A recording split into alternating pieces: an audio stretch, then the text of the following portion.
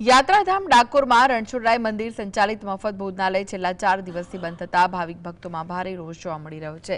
ગેસની અછતનું બહાનું ધરી ભોજનાલય બંધ કરાતા ગરીબ અને મધ્યમ વર્ગના શ્રદ્ધાળુઓને ભારે હાલાકી પડી રહી છે। નવરાત્રી અને રવિવારની રજા હોવાથી હજારો ભક્તો ઉમટ્યા, ત્યારે ખાનગી ભોજનાલયો જમવા અને પાણીના નામે ઉઘાડી લૂંટ ચલાવી રહ્યા હોવાનો આક્ષેપ છે। પ્રશ્ન એ છે કે જો ખાનગી હોટલ પાસે ગેસ છે તો પછી મંદિર ટ્રસ્ટ પાસે કેમ નથી? એક ઇન્ટરવ્યુ આલશો। अन्य क्षेत्र चालू હતું તો અમને ઘણો ફાયદો થતો હતો।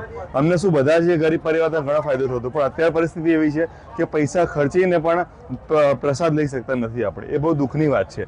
તો સરકારે આ બાબતે બીજો ઓપ્શન વિચારવો જોઈએ, જેમ કે સગડી છે કે ચૂલા છે કે કોલસાનો ઉપયોગ કરીને પણ ઓપ્શન ચાલુ કરીને જે લાભાર્થીઓ છે કે જે જમવા માટે ગરીબ ઘરના આવે છે એમના માટે વિનામૂલ્યે અન્ય ક્ષેત્ર ચાલુ કરવું પડે, કારણ કે અત્યારે દરેક જણાએ 80 થી 100 રૂપિયા ખર્ચીને જમવાનું લેવું પડે છે। અહીં આવીને મેં સાંભળ્યું તો ખૂબ દુઃખ થયું કે 4 દિવસથી રસોડું બંધ છે અને એનું કારણ દેખાડે છે કે ગેસ નથી।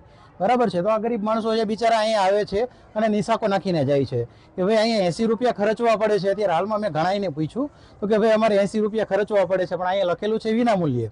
એક બાજુ ગવર્મેન્ટ કહે છે કે ભાઈ ગેસની કોઈ તકલીફ છે નહીં, આ ખોટો દેખાડો છે। બરાબર છે, તો આ શા કારણે ભાઈ?